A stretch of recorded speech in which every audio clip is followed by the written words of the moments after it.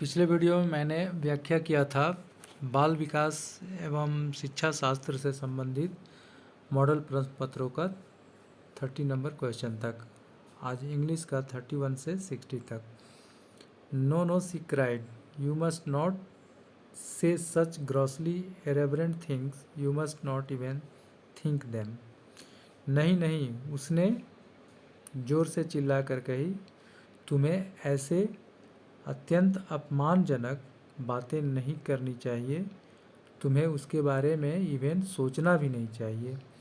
तो यहाँ grossly irreverent जो अंडरलाइंड वर्ड है, इसका मोस्ट सूटेबल आंसर क्या होगा? तो वो है सैक्रिलीजियस। सैक्रिलीजियस मीन्स बहुत पवित्र वस्तु दूषक, पायस मीन्स पवित्र, रिस्पेक्टफुल और रिलीजियस। तो ये तीनों आंसर नहीं होगा। 32 नंबर, द स्ट्रीट बाजार was a changing and enjoyable mixture of colours, smells and sounds. यहाँ चेंजिंग अंडरलाइन वर्ड्स के लिए सही मोस्ट सुटेबल क्या होगा आंसर? तो सेकंड नंबर है क्लेडोस्कोप। क्लेडोस्कोप का मतलब होता है बहुरूप रंग दर्शक नली। अब नेक्स्ट क्वेश्चन जो है 33 to 34, इसका क्या दिया है इंस्ट्रक्शन की choose the correct prefix to build the word, the meaning of the word is given. जैसे यहाँ पर बीट है, तो बीट का मतलब होता है पॉजिटिव एंड एंथ्यूजियास्टिक। तो इसमें कौन सा प्रीफिक्स हम लगाएंगे तो एक नया वर्ड बनेगा? तो वो होगा अप बीट, जिसका मीनिंग होगा positive and enthusiastic. Next page में आते हैं। Question number 34, hold. इसमें कौन सा प्रीफिक्स लगाएंगे तो उसका मीनिंग हो जाएगा लुक एट और सी समथिंग और समबडी, माने किसी चीज़ को या किसी व्यक्ति को देखना। तो वो होगा बी होल्ड। होल्ड में बी लगा देने से बी होल्ड हो जाता है, जिसका अर्थ होता है देखना। As we got older we just grew apart. जैसे जैसे हम बड़ा होते गए हम अलग होते गए। ग्रू अपार्ट मीन्स अलग होना। The underlined word in the sentence mean. Underlined जो वर्ड है इसका मतलब क्या है? तो इसका मतलब है stopped having a close relationship, कि हमारा क्लोज रिलेशनशिप होना रुक गया। 36, विच of the following mean A drop in the ocean. A drop in the ocean का मतलब होता है ऊँट के मुंह में जीरा, एक कहावत है। तो इसका कौन सा मतलब सही होगा? तो ये है second number answer, something so small, कोई चीज़ जो इतना छोटा हो दैट कि it won't make any noticeable difference, कि इसमें कोई नोटिसेबल फर्क नहीं दिखाई देता है। 36, उसके बाद है 37 to 45। इसमें क्या करना है? Fill in the blanks by the most appropriate word in the following sentences. Most appropriate word यहाँ इस खाली स्थान पे क्या होगा? तो सेंटेंस के अनुसार यहाँ पे चूज करना है 4 आंसर में से। तो जैसे as a child, C answer होगा use to dream of living in a castle. बच्चा एज ए चाइल्ड मतलब बचपन में वह, सी यूज टू ड्रीम वह सपने देखा करती थी, of living in a castle किसी कैसल यानी किले में रहने का। तो यूज टू कोई भी फ्रीक्वेंट एक्शन जो भूतकाल में बार बार किया करता था, रिपीटेशन ऑफ एक्शन दिखा रहा है, तो उसके लिए यूज टू का प्रयोग किया जाता है पास्ट टाइम के फ्रीक्वेंट एक्शन के लिए। 38 number, don't tell me you have lost your keys again. मुझे ये न बताओ कि तुमने अपना चाबी दोबारा खो दिया है।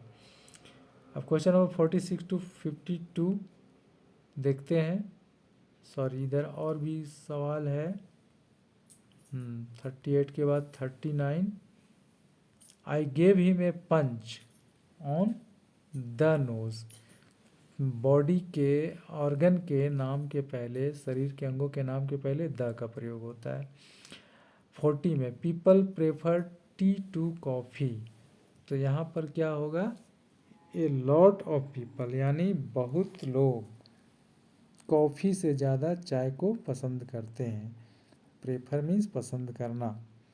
41 the board at the ration shop announced, क्या अनाउंस्ड किया कि we have run out of rice, यानी हमारे पास चावल ख़त्म हो गया है। रन आउट ऑफ का मतलब स्टॉक का ख़त्म हो जाना।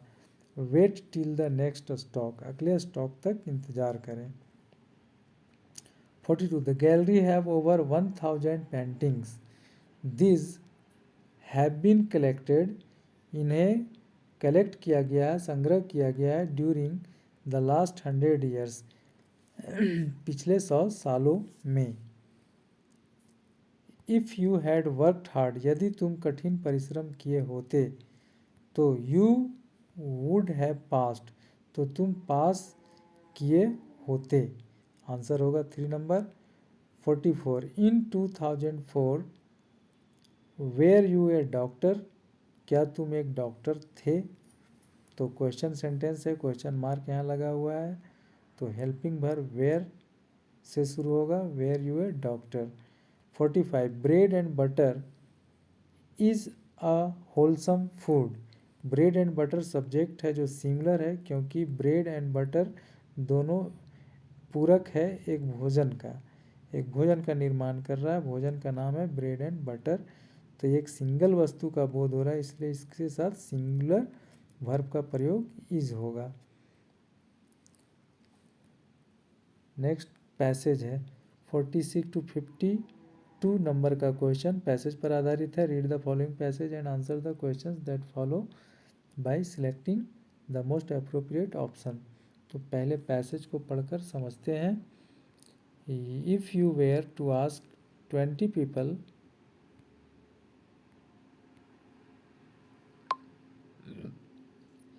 if you were to ask 20 people the meaning of physical fitness, अगर आप पूछें 20 लोगों से फिजिकल फिटनेस का अर्थ, तो you would get 20 different answer, तो आपको 20 अलग अलग जवाब मिलेंगे। Fitness is all thing to all people, अलग अलग लोगों के लिए अलग अलग फिटनेस का अर्थ होता है। A precious commodity which enable us, एक कीमती सामग्री जो हमें सक्षम बनाता है to live our lives to the full, हमें पूरा अपना जीवन जीने में। It is really cherished only, सिर्फ उसकी चेरिश या परवाह तब की जाती है जब when it begins to fade away, जब वो फिटनेस हमारा खोने लगता है, जाने लगता है। टू एन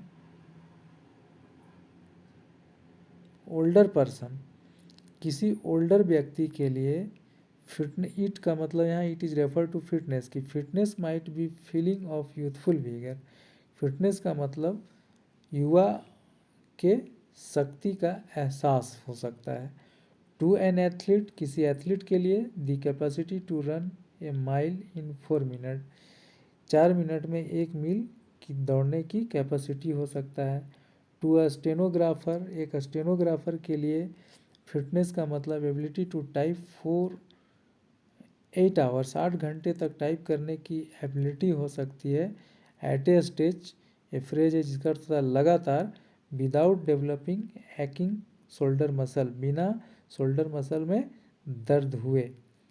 और किसी कोच के लिए it is something which comes with training, और किसी फिजिशियंस के लिए इसका मतलब हो सकता है to a physician it is a functional state, यह फंक्शनल अवस्था है of the body defined in technical term, जिसे टेक्निकल टर्म में डिफाइन किया जाता है। It is all this things and more, तो it is strength, fitness is strength, flexibility, agility, power, agility माने चुस्ती फुर्ती, पावर होता है, स्पीड होता है, and muscular and cardiovascular endurance, endurance means मजबूती, और मस्कुलर मतलब मांस, ये हमारे मसल से संबंधित, कार्डियोवैस्कुलर, हृदय एवं रक्त वाहिनियों से संबंधित मजबूती हमारा फिटनेस है। It is the ability to enjoy our daily life को एंजॉय करने की एबिलिटी है, and to achieve our goals, हमारे गोल्स को प्राप्त करने का, विदाउट अनड्यू फैटिक और स्ट्रेस, बिना अत्यंत थकान के। It is having a reserve of physical stamina and strength for safety and the enjoyment of leisure activity. It is protection against degenerative disease. यह अपक्षयी बीमारियों से बचाव है।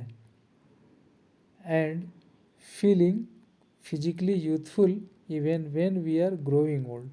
और जब हम बूढ़े हो रहे होते हैं तब भी यूथफुल फिजिकली महसूस करना। Fitness is active, fitness active होता है, पैसिव नहीं। येट रिसेंट डेकेड्स, हाल के दशकों में, have seen a quantum leap, एक बहुत बड़ी छलांग देखा है, in the number of devices, बहुत सारे डिवाइसेस में, यंत्रों में, which help us to avoid effort and movement, जो यंत्र हमें कोशिश करने में, प्रयास करने में और मूवमेंट करने में रोकते हैं, मना करते हैं। द टू की इंग्रेडिएंट, ये जो दो आइटम्स हैं, एफर्ट एंड मूवमेंट, इनको कहा गया टू की इंग्रेडिएंट्स जो फिजिकल फिटनेस के लिए होना चाहिए। इसको वो डिवाइस जो है हमें अवॉइड करवाता है। We can no longer take fitness for granted, fitness को हम ऐसे मान कर नहीं चल सकते हैं। As good people of an earlier era, जैसे कि लोग प्राचीन काल के, because the automatic movement we should maintain it, जो ऑटोमेटिक मूवमेंट होता था और उसे आज भी मेंटेन का होना चाहिए, वो था walking, carrying, pushing, running, jumping, digging, lifting are gradually becoming unnecessary. ये सब धीरे धीरे अननेसेसरी हो गए हैं ये सब activity. We don't have to get to our feet to change television programme, television programme को चेंज करने के लिए हमें पैरों पर खड़ा नहीं होना पड़ता है। It is only human to take advantage of shortcuts, मनुष्य ही वो है जो शॉर्टकट का फ़ायदा उठाता है।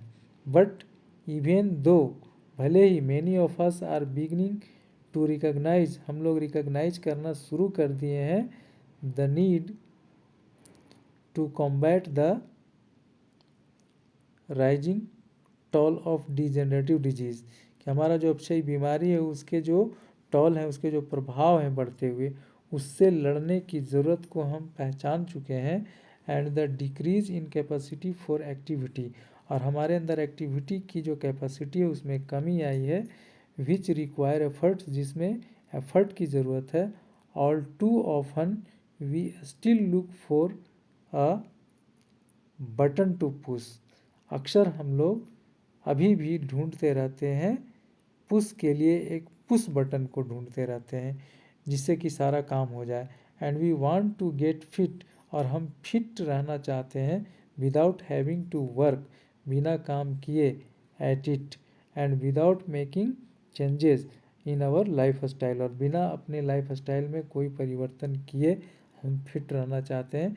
दिस इज़ नॉट पॉसिबल, ये पॉसिबल नहीं है।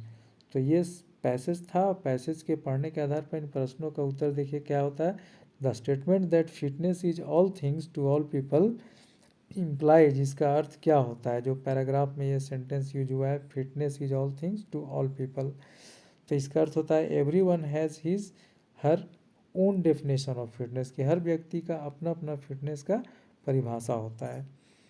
47 नंबर में है पहला स्टेटमेंट कि recent developments have vastly decreased the need for physical effort and movement, कि हाल फिलहाल के जो विकास हुए हैं उसने व्यापक स्तर पर घटा दिया है फिजिकल एफर्ट और मूवमेंट के ज़रूरत को।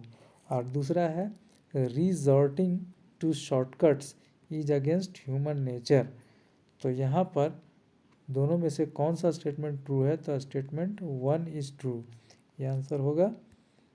नेक्स्ट पेज में question number 48, fitness is active not passive, इसका क्या मतलब हुआ? तो इसका मतलब हुआ we can not be sedentary, हम सीडेंट्री नहीं हो सकते हैं। सीडेंट्री मतलब कि फिटनेस एक्टिव है, और एक्टिव जो होता है वो आदमी सीडेंट्री नहीं होता, यानी कि होम सीटर नहीं होता है, बैठे बैठे सब काम नहीं करना चाहता है। टेक फॉर ग्रांटेड का क्या मतलब होता है? तो इसका मतलब तो टू वैल्यू समवन और समथिंग टू लाइटली, किसी चीज़ को बहुत कम महत्व देना। The word vigour means, vigour का क्या मतलब होता है? तो विगर का मतलब जोश या शक्ति होता है, जीवनी शक्ति होता है, जिसका सही अर्थ होगा वाइटलिटी। 51 में है according to the passage, passage के अनुसार what has negatively affected our physical fitness, हमारे फिजिकल फिटनेस को क्या अफेक्ट किया है नेगेटिव रूप से?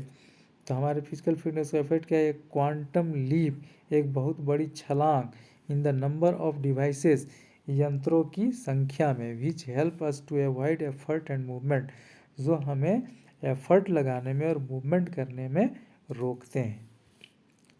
All too often we still look for a button to push, इसका क्या मतलब है? तो we want to get fit, हम फिट रहना चाहते हैं, without having to work at it, बिना उस पर काम किए, and without making changes in to our lifestyle, और बिना अपने लाइफ स्टाइल में, जीवन शैली में बदलाव किए हम फिट रहना चाहते हैं। इस सेंटेंस का ये अर्थ हुआ, all too often we still look for a button to push. Which of the following is not a characteristic of a slow learner, slow learner का विशेषता इसमें से कौन नहीं है? तो ये नहीं है स्लो लर्नर की विशेषता, एब्स्ट्रैक्ट थिंकिंग, ये स्लो लर्नर नहीं फास्ट लर्नर की विशेषता होती है, एब्स्ट्रैक्ट थिंकिंग। और नेक्स्ट क्वेश्चन है 54, passengers must switch off their mobile phones, पैसेंजरों को अपने मोबाइल फ़ोन स्विच करने होंगे।